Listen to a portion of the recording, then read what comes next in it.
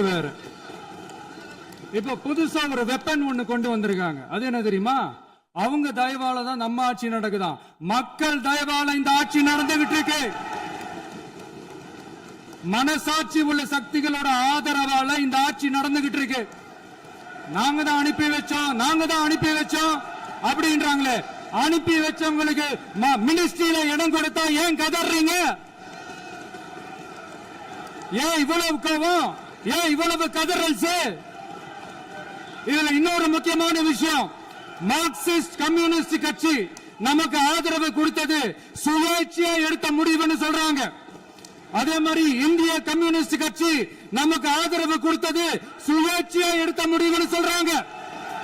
இதுல எங்க இருந்து நாங்க தான் அனுப்பி வச்சோம்னா புரியலையே.